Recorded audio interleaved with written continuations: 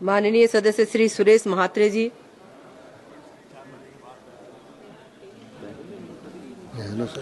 धन्यवाद अध्यक्ष महोदय। मी आपलं लक्ष वेधू इच्छितो। नवी मुंबई आंतरराष्ट्रीय विमानतळ जे काही दिवसातच चालू होणार आहे आणि या विमानतळासाठी स्वर्गीय दिबा पाटील साहेबांचं नाव द्यावं असं स्थानिक भूमिपुत्रांची मागणी होती आणि त्या मागणीला अनुसरून महाराष्ट्र सरकारच्या विधिमंडळात आणि विधान परिषदेत देखील दोन्ही ठिकाणी एकमताने ठराव मंजूर होऊन तो ठराव केंद्र सरकारकडे आलेला आहे।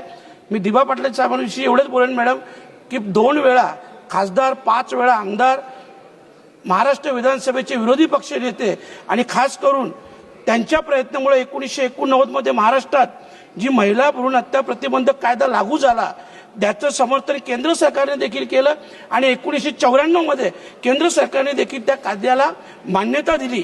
1984 मध्ये जो झाशी गावचं आंदोलन झाला सिडकोच्या विरोधात मॅडम, त्या आंदोलन देखील दिबा पाटील साहेब स्वतः जखमी होते, 5 लोक हुतात्मे झाले आणि त्यानंतर भूमीच्या बदल्यात भूमी असं 12.5% पुनर्वसन धोरण लागू करण्याची मोलाची भूमिका त्यांच्या मार्फत बजावली गेली।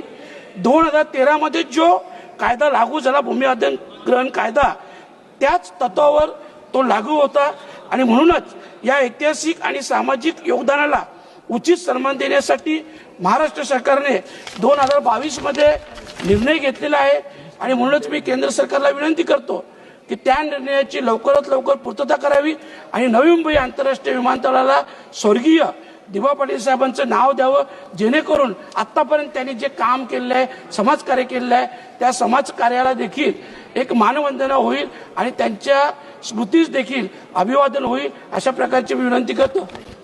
धन्यवाद मॅडम।